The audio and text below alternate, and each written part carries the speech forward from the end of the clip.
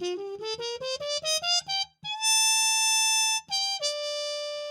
what's happening, gang? Bobby Spellman here, welcoming you to another fun-filled episode of Trumpet with Bob. If I were to ever find myself in the extremely unfortunate and fairly unlikely scenario of being stranded on a desert island, and for some unknown reason I was only allowed to listen to the catalog of one musician, that musician would be Miles Davis. I love Miles' trumpet sound, I love the music that he made, I love the bands that he put together, and all the records that he created would give me some comfort while I was dying in the sun on this random desert island. As a trumpet player, it's hard to talk about the Miles Davis sound without also mentioning his signature move of playing with a Harmon mute. Miles would get the most beautiful smoky tone out of the Harmon mute, and he had such a unique approach to the instrument played in that way. He popularized the Harmon mute, and he brought it into the mainstream in small group jazz. But you may have found that in playing with a Harmon mute, it's not as easy as just playing with the mute in order to get that Miles Davis tone. Over the years, I've really tried to perfect the sound of the Harmon muted trumpet, and I've found that there are a couple of techniques that you can use to really recreate or try to capture that smoky, beautiful Miles Davis tone. Thought in this video we'd talk about a couple of those ideas, a couple of those techniques, and try to get a little bit closer to that almost unattainable, beautiful Miles Davis Harmon mute sound. Alright, unsurprisingly, the first thing that you will need to try to get that smoky, beautiful Miles Davis tone on the Harmon mute is a Harmon mute. First thing you want to do is to remove the stem and get rid of it. With the stem, you're going to end up sounding more like an adult in the Peanuts cartoon than Miles Davis. So, we go with the stemless Harmon mute. Different Harmon mutes have different sounds, so you may need to experiment with what works for you.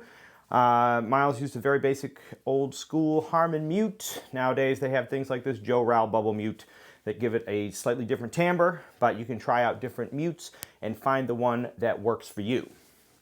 Now, this is going to require a little bit of microphone technique. So normally, I would keep the mic out of the shot just for aesthetic purposes, but you can see the microphone I have here. In my collection of microphones, this is the one that I have that is closest to the one that Miles Davis would have played in the studio. Obviously not the exact same thing, because I can't go back in time and get one of those, and I am not infinitely wealthy to try to pick something like that up nowadays, but I do have something that will replicate a little bit the sound that he would use in the studio. This is a condenser mic. Now, there's going to be some trumpet mic technique that's involved in this. I think that mic technique nowadays is a very important part of playing the trumpet. Under talked about. There aren't enough discussions about using the microphone, but nowadays you're going to be using a microphone. So we're going to talk about a couple different ways you can do it. One is in the studio when you're recording. There's going to be a certain technique involved in that, and then the other one is if you're playing live. Usually you got two different kinds of mics, whether you're playing in the studio or whether you're playing live.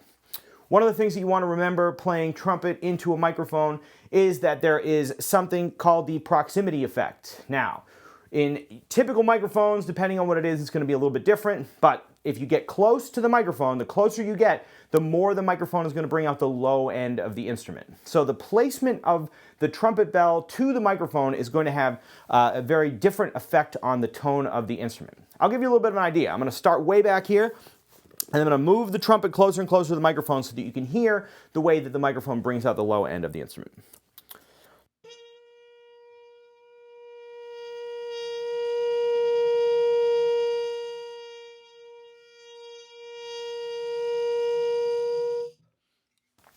Obviously, it's going to get louder the closer to the microphone that I get, but you can also hear the change in the way that the trumpet sounds on the mic. Now, depending on the microphone, that proximity effect can have a greater or lesser effect, but that's one of the things that you want to play with while you're trying to achieve a particular tone on the Harmon mute.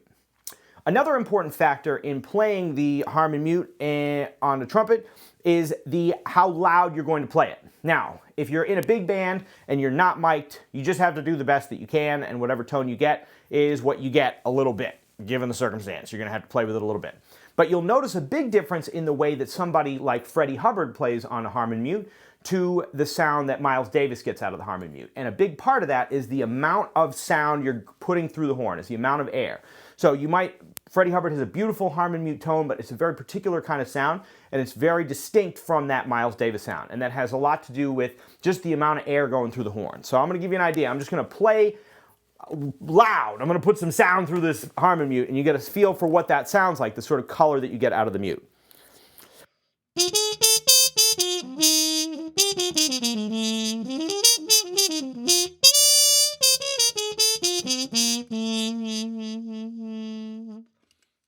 The Harmon mute itself has such a beautiful tone that you can certainly get away with playing real loud. But if you're trying to get that smoky, whisper, quiet, subtle Miles Davis tone, it helps to bring that volume down and to get a little bit closer to the microphone in order to properly amplify the sound of the instrument. And that might sound more like this.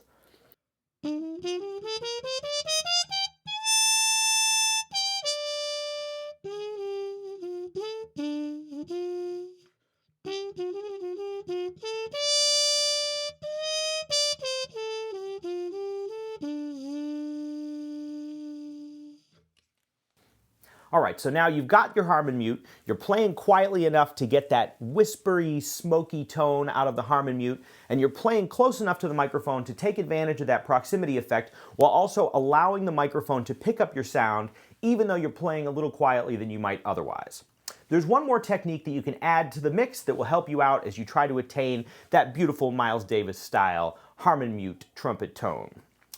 One thing that you can do to add a little bit of air to your sound is to open up your aperture enough to allow a little bit more air into your trumpet tone without opening your aperture so much that you end up distorting your intonation or making it more difficult to play.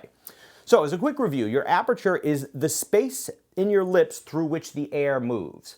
The smaller the aperture, the tighter your sound. The larger your aperture, the bigger your sound, or the airier your sound. Now, if it's too small, you're going to have a difficult time playing. If it's too big, it's going to be difficult to keep the instrument in tune. It's going to be harder to play high notes, etc., etc. So typically while we're playing, we've got a comfortable middle ground where we're comfortable with where the aperture is. It's big enough that we can get a beautiful tone, but not so big that we are not able to keep the instrument in tune or it becomes difficult to play. The goal with this technique, which was used many times by Clifford Brown, Miles Davis, and many others back in the day, is to open your aperture just enough to add a little bit of extra air to your tone.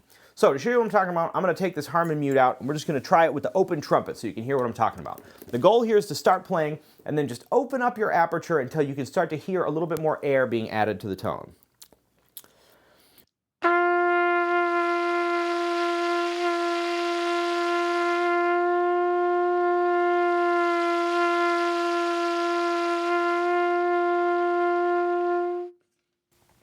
Now again, you don't want your aperture so big that the intonation starts to become challenging or it becomes difficult to play in the upper register of the instrument, but you can hear you can add a little bit extra air to the tone of your trumpet to give it a little bit more of a smoky tone. Now let's add the Harmon mute back in and see how we can apply that to the Harmon mute trumpet sound.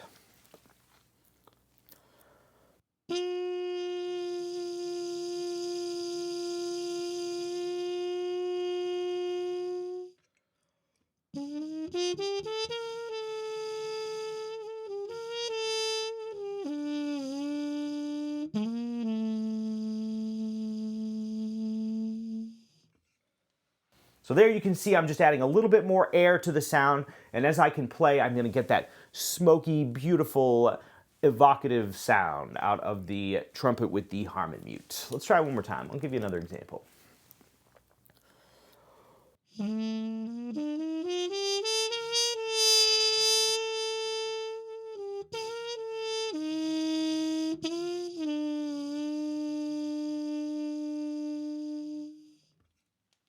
All right, all these techniques we've talked about are going to help you out a lot if you're dealing with a studio environment where the environment is very controlled, where you're able to play very quietly, and where you have a microphone that will enable you to get a certain tone out of the instrument, something like a condenser mic or perhaps a ribbon mic. However, what do you do if you're playing live? Well, if you're playing live, you may see a microphone looks a little bit like this.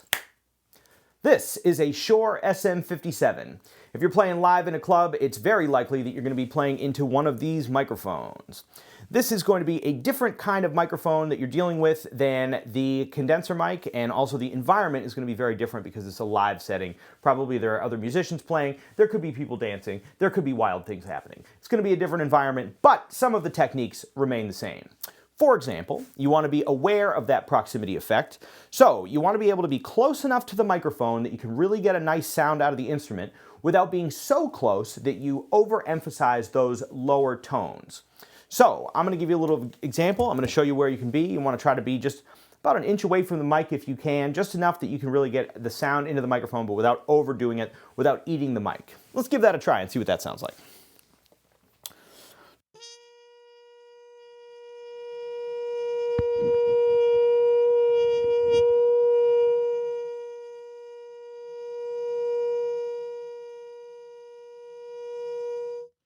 So the goal is to find that sweet spot. When I go too far in, you're going to get too much of those lower tones. If I'm too far away, you're going to get too much of the high end. The goal is to try to find that middle ground.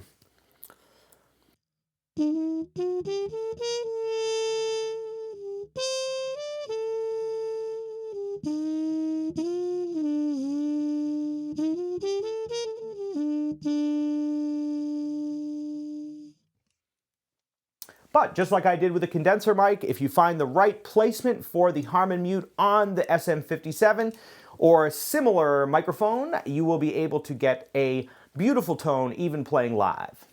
There's a little bit of a challenge involved in playing live, which is that the Harmon mute naturally quiets the sound of the trumpet, and especially if you're trying to use kind of the more Miles Davis smoky approach to playing the Harmon mute, you're going to be playing pretty quiet. So it might be the kind of thing where you want to see if the sound person is willing to turn you up while you're playing with the Harmon mute. It might be the kind of thing that you have to deal with the sound equipment rather than just with the trumpet. But with a little practice and some of these techniques, you will be able to recreate that tone even live. All right, gang, there you have it. A little introduction to the Miles Davis School of Harmon mute trumpet playing. If you're able to find a Harmon mute that really speaks to you, you're able to play at a lower volume, open up that aperture to let a little bit more air into your sound, and to use the microphone, if you happen to have one, to the greatest possible effect, you will find that you are able to really tug at the heartstrings of your audience and be able to play some really beautiful music. All right, I hope that helps in your quest for musical excellence. If you've got any questions, be sure to leave them in the comments. I'll get back to you as soon as I can. Hope you have a wonderful time practicing, and we'll see you on the next one. See ya!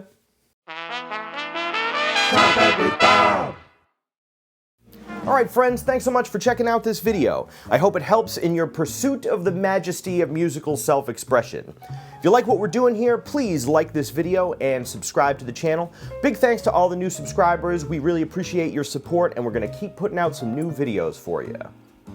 The Ridgewood School of Music is now accepting new students for lessons online as well as in person in the Brooklyn, Queens, and greater New York City area.